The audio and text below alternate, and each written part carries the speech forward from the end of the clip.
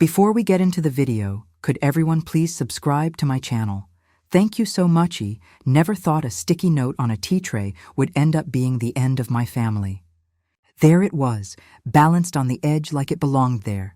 A white square of paper, not even folded. Neat, sterile handwriting. Sorry, Mom, no room anymore. In-laws need your space.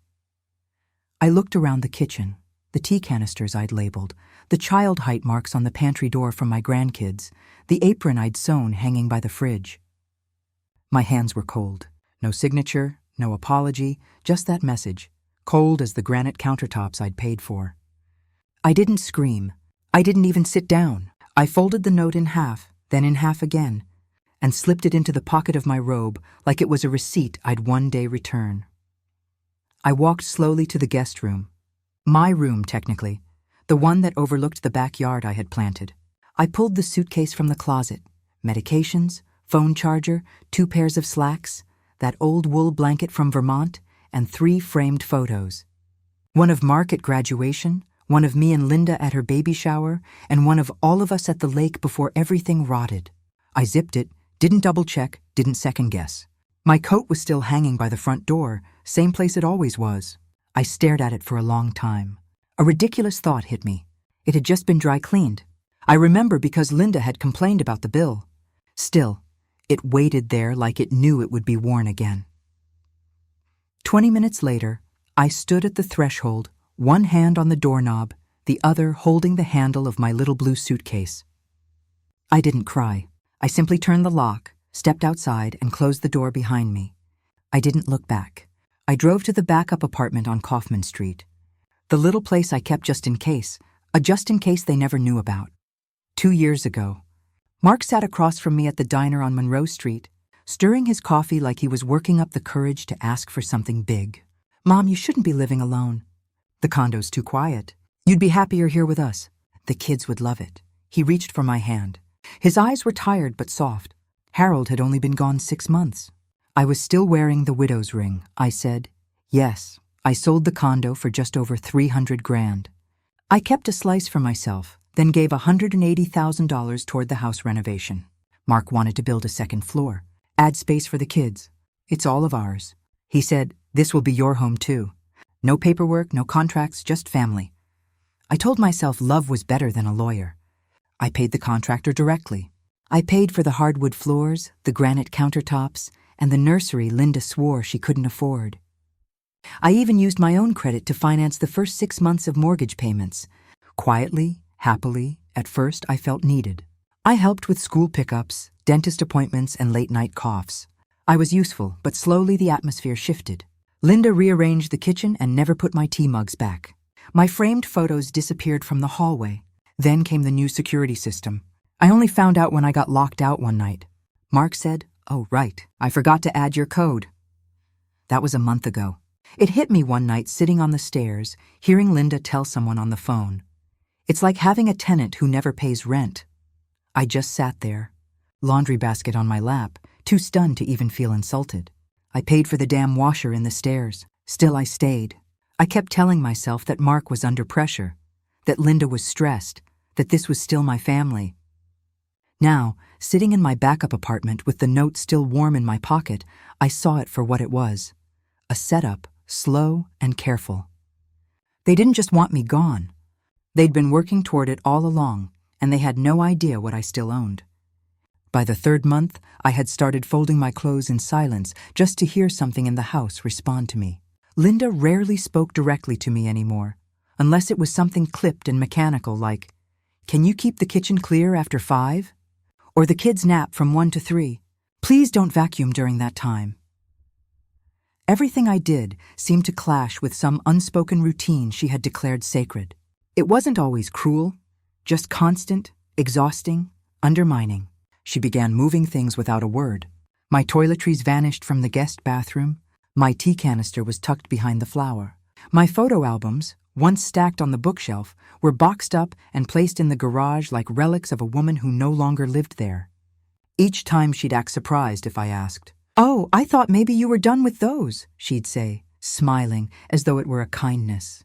Mark stayed quiet through all of it. He didn't defend me, didn't intervene. When I once asked if everything was okay between us, he said, "It's just a busy time, Mom. Linda's tired. We're all adjusting. That was the word he used when I asked why my name was removed from the emergency contact forms at the kids' school. And when I found the front door locked one evening after running an errand, he told me he'd updated the security system and forgot to mention it. Forgot to mention the code. Forgot to give me a key. Forgot me, it seemed entirely. That was exactly 1 month before the note appeared. I tried not to let myself believe it was intentional. I really did.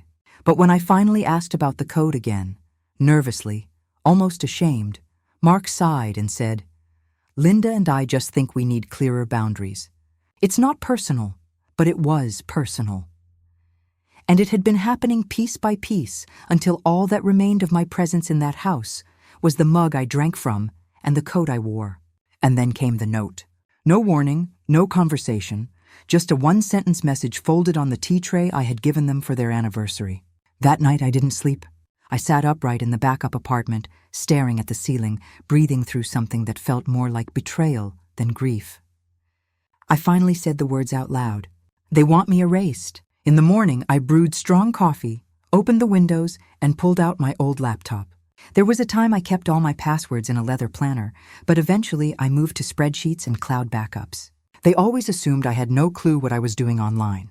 Linda once laughed when I asked how to stream a movie, then said, "Don't worry. Tech stuff's not your generation." She didn't know I'd spent 36 years as a tax accountant for small business owners. Some of my clients ran restaurants with 10 employees and terrible bookkeeping. Others ran 3-state operations with quarterly audits. I was always polite, always quiet, but I kept copies of everything. The Kaufman apartment was small, but it had good light, a clean desk, and most importantly, a locked filing cabinet they'd never seen. Inside was the deed. Mark thought the house was ours, but legally the property was in my name. I'd kept it that way for reasons I never had to explain. Not to them, not to anyone. After Harold died, I stopped sharing everything by default. I'd learned the hard way that generosity without protection turns into liability. They never asked who actually signed the loan. They never saw the final closing documents because they never thought to look. Linda had spent years managing Image, her appearance, her kitchen, her version of our family. But I had spent my life managing risk. I logged into the county assessor's website. The title was clean. My name only, mine. I pulled up the property tax statements. Every payment had been made from my account. I checked utilities, homeowners insurance, maintenance fees, all in my name, all tracked. No matter what story they'd built in their heads, on paper, I was the sole owner. I sat back and breathed for the first time in 2 days. By noon, I was dressed and in the car, folder in hand. I hadn't seen Judith Kleen in almost a decade, not since we served on a city audit committee together, but I knew exactly where her office was. It hadn't moved in 20 years. Second floor, brick building, no-nonsense receptionist, and a legal mind like a scalpel. I called ahead. The woman on the phone said, "Mrs. Ward," Judith said to come right in. The waiting room was quiet, filled with sunlight and the scent of old law books and new coffee. Judith didn't stand when I entered.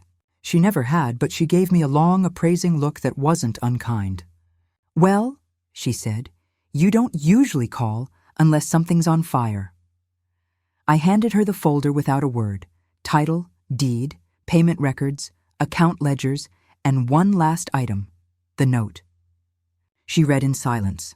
Halfway through, she stopped to ask one question. "You still have access to the property?" "No," I answered. "They changed the locks."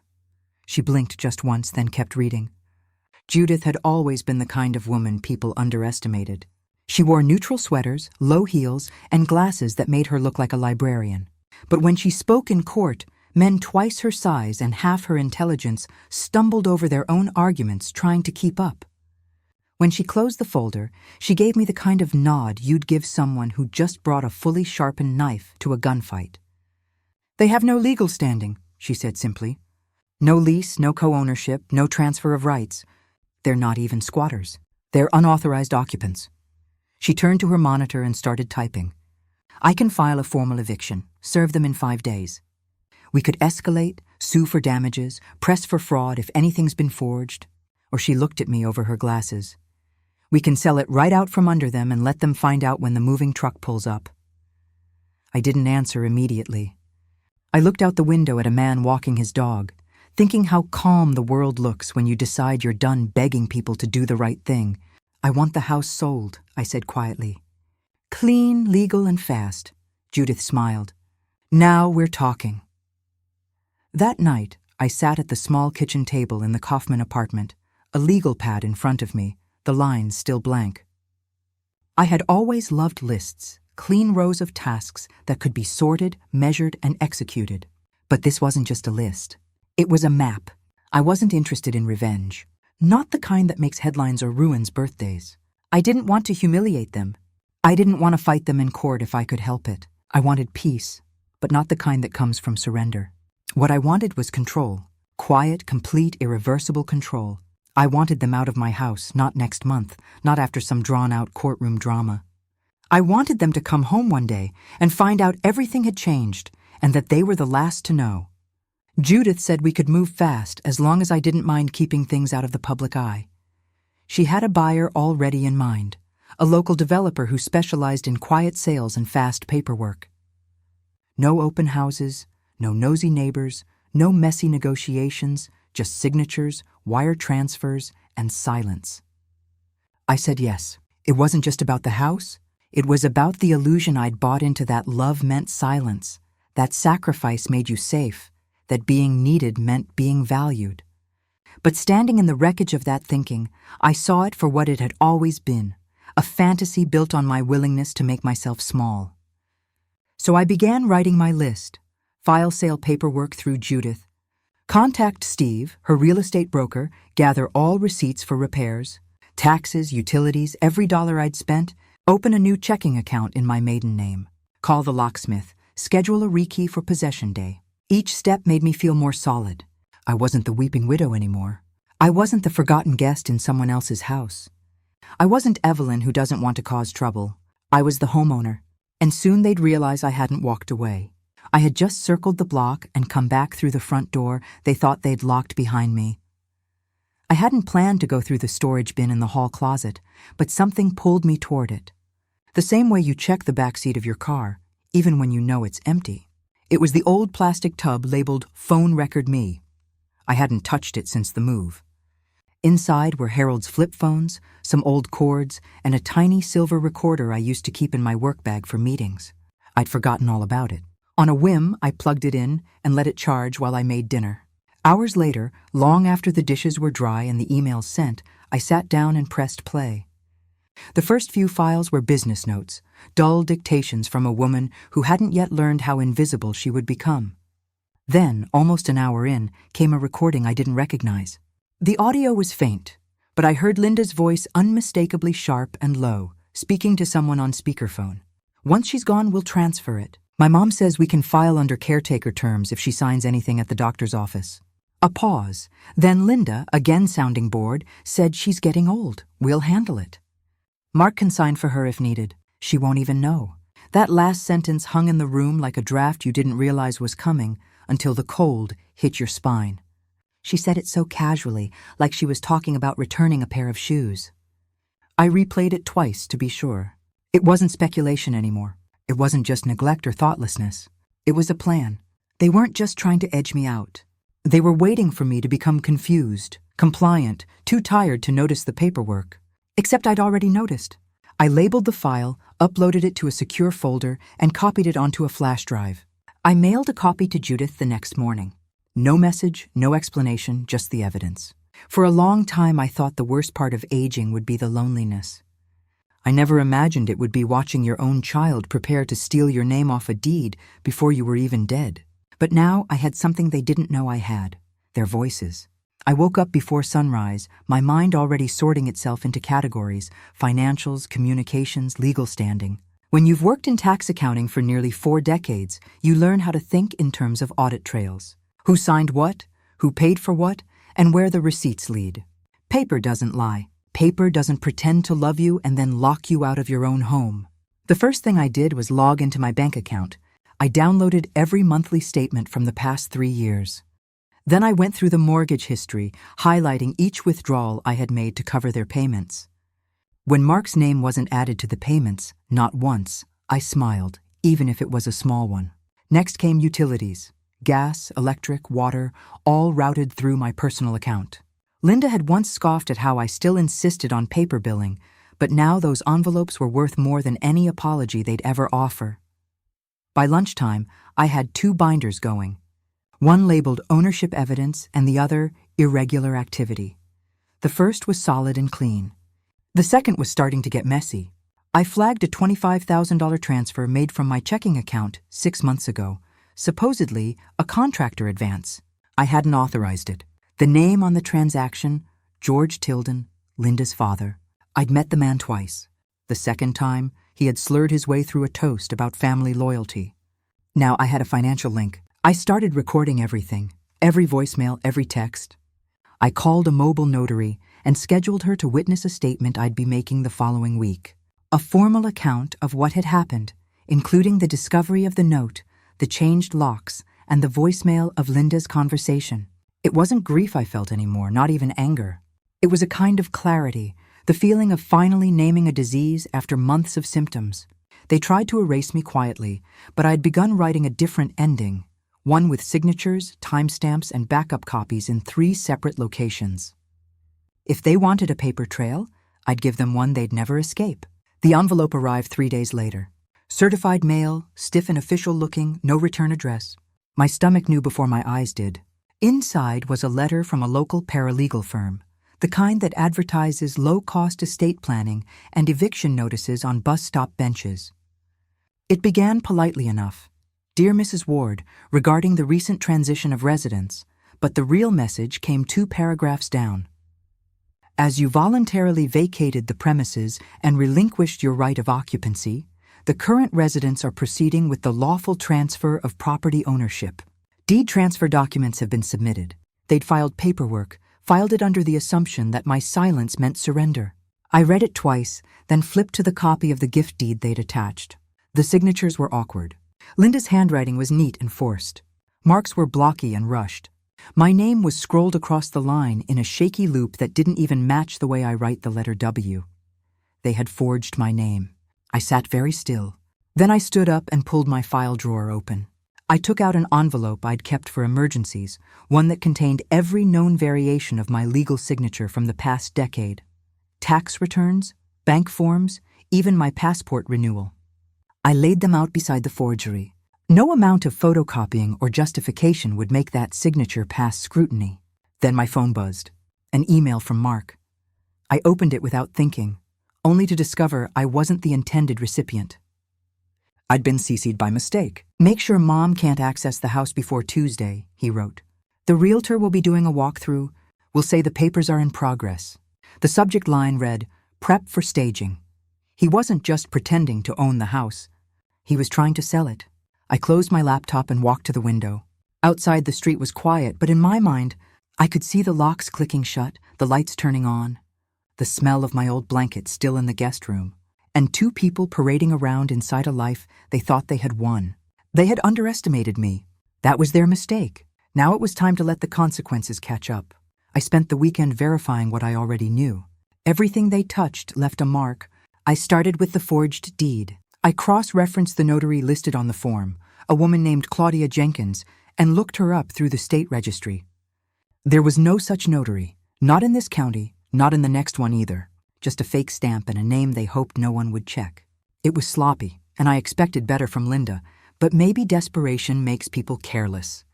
Next, I went through my bank account again, this time with a magnifying glass and a second set of eyes. Judith had offered to help, but I wanted to do it myself. I needed to feel every line, every transaction, every theft. That's when I saw it. A transfer labeled consulting fee. $25,000 wired to a George Tilden 6 months prior. That name again, Linda's father, a retired electrician. No consulting background. No reason to be pulling money from my account. I flagged it and called the bank. They confirmed the transfer had been authorized via digital approval, except the login had occurred from an IP address I didn't recognize. Not my laptop, not my phone, likely from their house. The theft wasn't emotional anymore. It was criminal, and it had fingerprints. But the final blow came the next morning. I received another accidental email, or perhaps just careless ceasing again. This time it was from a real estate agent. Looking forward to our walkthrough Tuesday. Please confirm seller authority is fully in place. We'll bring standard listing paperwork. Attached was a staging schedule complete with interior photos, my furniture, my art, the grandfather clock that had once belonged to Harold's father. My house was being packaged and sold like it had always belonged to them. I printed every file, every transfer, every forged document, every email that proved they weren't just pushing me out. They were trying to erase my name altogether, quietly, permanently. But now I had their trail, and like any good accountant, I knew exactly where every number pointed. I sat across from Judith in her office again, the forged documents spread out on the table between us. She read them without blinking, her jaw tightening with each page. By the end, she didn't even speak, just tapped the edge of the last paper and pushed it forward. We can go after them for fraud, forgery, theft, identity manipulation. Every single thing here is prosecutable. I know, I said, but I didn't want to be dragged through courtrooms and depositions. I didn't want to become some cautionary tale whispered about in church foyers or passed around on community Facebook pages. I wanted resolution, not revenge. Closure, not spectacle. I want the house sold, I said again.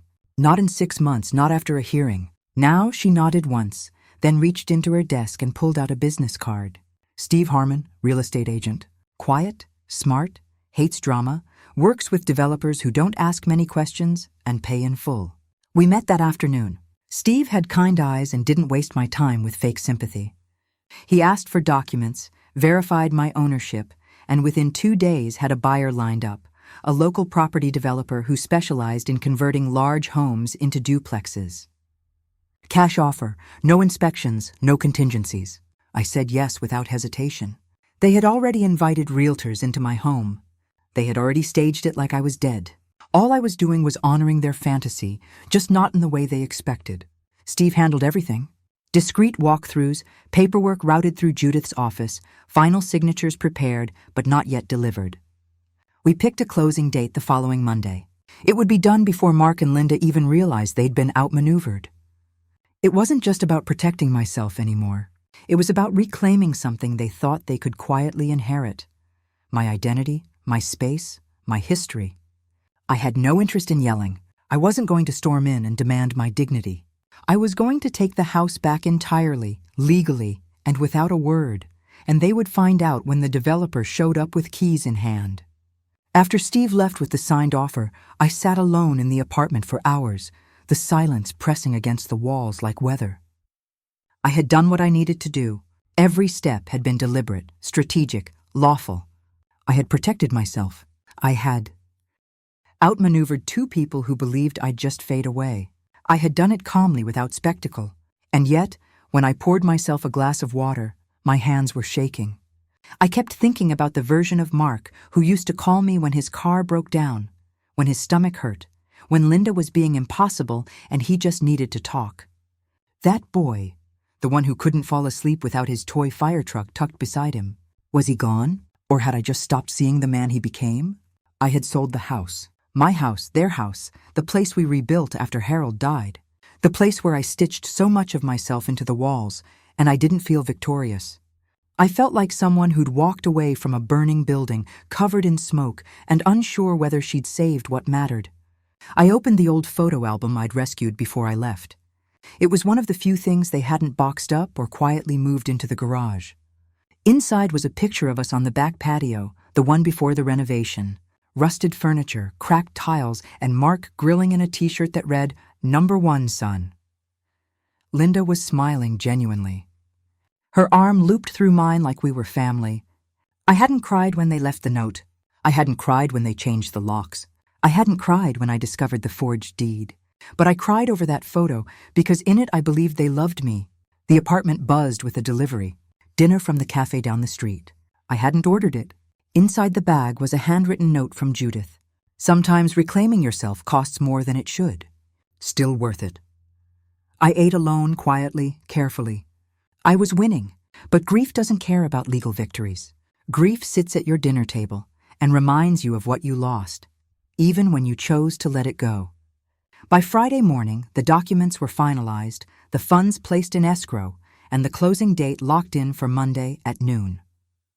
The house would no longer be mine, and I would no longer pretend that any of us were family. But there was still one thing left to do.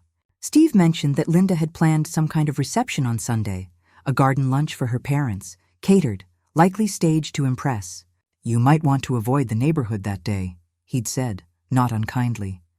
I nodded, but my mind had already started reshaping the timing. That would be the day, not Monday, Sunday. We moved quickly.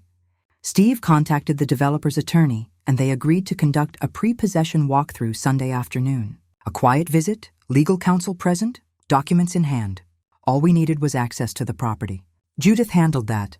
She filed for a police standby, a civil standby order scheduled precisely during the walk-in window.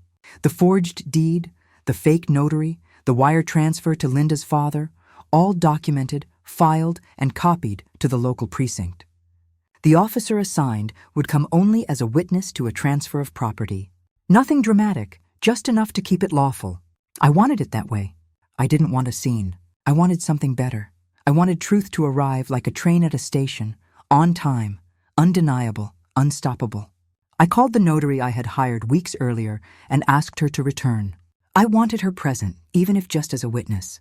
We reviewed my formal statement, a sworn affidavit outlining the timeline, the evidence, and the fact that I had been removed from my own home under fraudulent pretenses.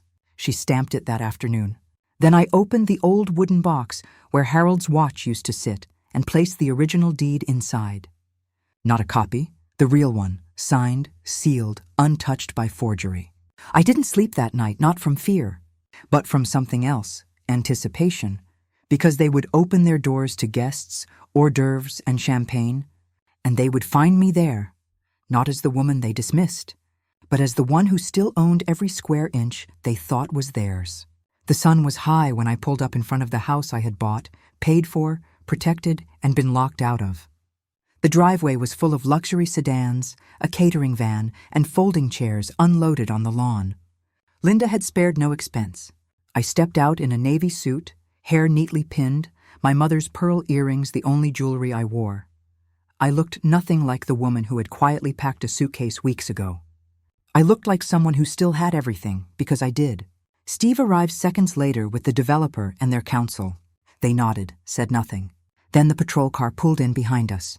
No lights, no drama, just two officers, one with a clipboard, the other with a camera. Linda was on the porch when she saw us coming.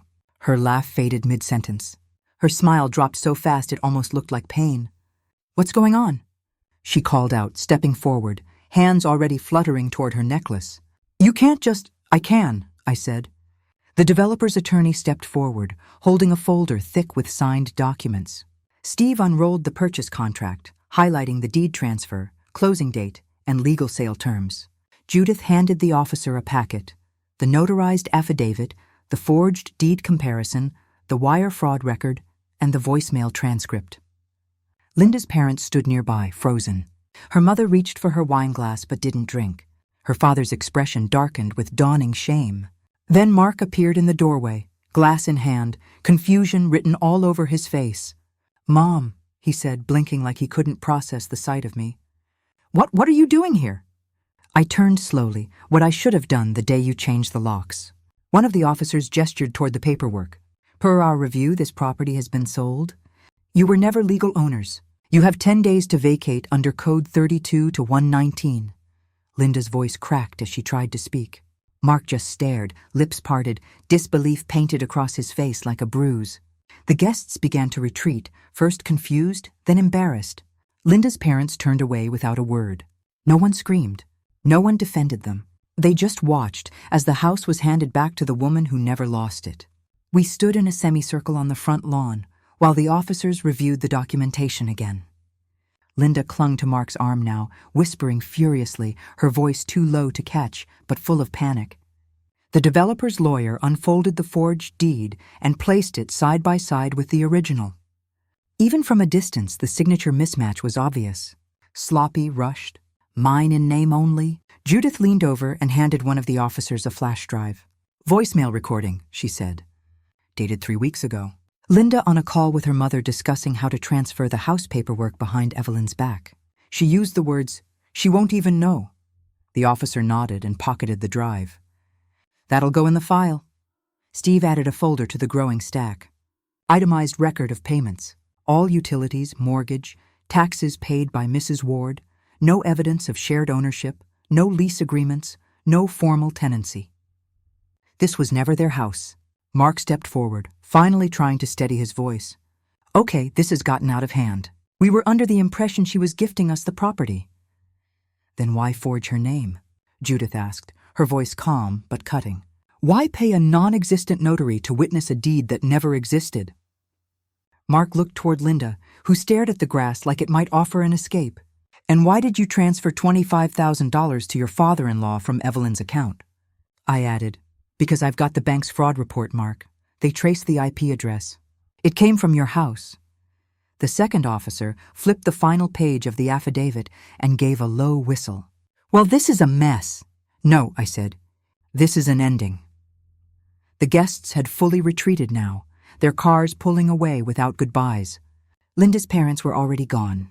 Her champagne table stood untouched, the linen cloth fluttering in the breeze like a white flag that came too late. Effective today, the attorney said, handing them a formal notice. You have 10 days to vacate the premises. This order is binding and enforceable. Linda finally looked up, her voice trembling. You can't do this. I met her eyes. Oh, I just did. The police left first. No sirens, no raised voices, just signatures on the notice and quiet footsteps across the porch. Linda stood motionless, clutching her phone like it could protect her. Her parents had already driven off. No hugs, no explanations, just quiet retreat. Mark kept rereading the paper in his hands, like he still thought the words might change if he stared long enough. 10 days to vacate or face a court order. I didn't offer comfort.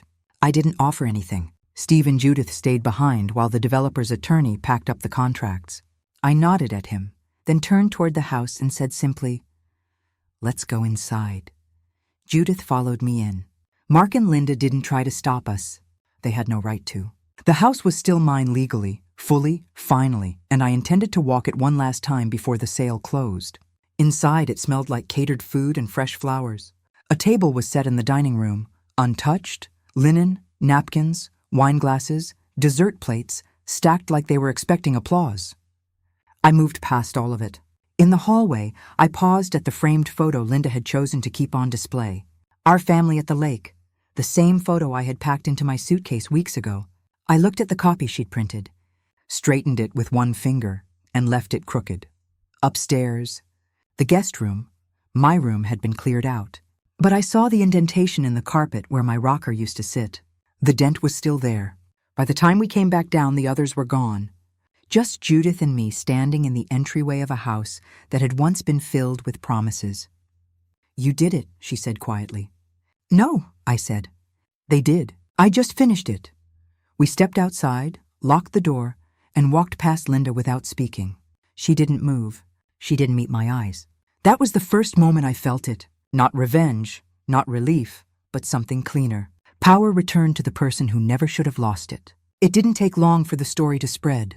I hadn't told a soul, but stories like this, the kind no one wants to say out loud, but everyone wants to whisper, don't need a press release. By Wednesday, I got a call from Helen Marcus, the neighbor 2 doors down. We'd exchanged Christmas cookies for years, even after I moved out. She didn't ask what happened. She didn't have to.